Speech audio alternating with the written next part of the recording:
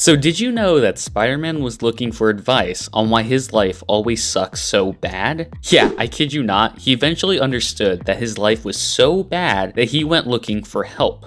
And that's why Amazing Fantasy number 1000 from 2022 is one of my favorite Spider-Man comics of all time, because Peter just talks honestly. He talks about Uncle Ben and how he failed as a person there. He even mentions how the death of Gwen Stacy forced him to realize he needs to be a better hero. Obviously, these are two of Spider-Man's most defining moments in comics. And then he goes into his situation with Mary Jane and how he screwed that one up pretty bad, especially due to the horrific nature that is One More Day. But that's when we finally realize who Spider-Man's actually talking to, because it's three of himselves from the multiverse. And you gotta think, this makes the most amount of sense for Peter. I mean, sure, he could go to Tony Stark or any other hero like that, but they just don't understand him exactly.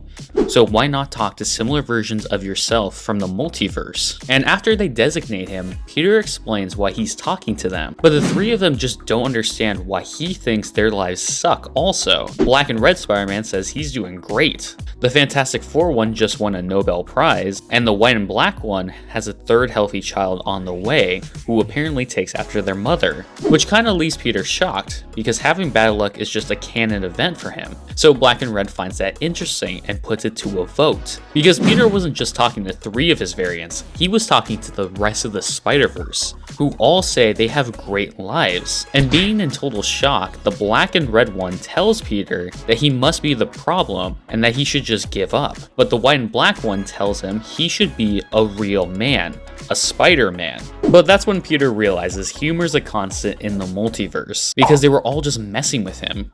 Even 1960s Spider-Man. And after telling him that they do that to all the new Spider-Man, and that he took it like a Spider-Man, they talk about their lives.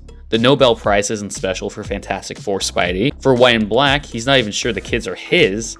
And Black and Red says he has arthritis, and then cancer. But he admits it's only arthritis. However, the most interesting part of this comic is when he seriously tells Peter that he isn't doing anything wrong. He doesn't have some horrible bad luck. Because he says that Peter's basically throwing himself into a storm and then complaining about the wind that's in it.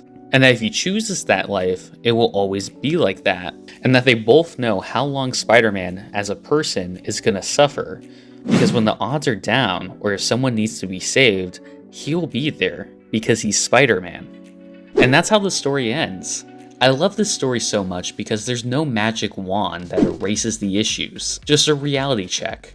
And it shows that most of the time, Spider-Man's the same. No matter the circumstances, they'll probably be out there doing the right thing. But if you enjoyed this, please hit like and subscribe, and tell me what you guys want to see me breaking down going forward. And I'll catch y'all later.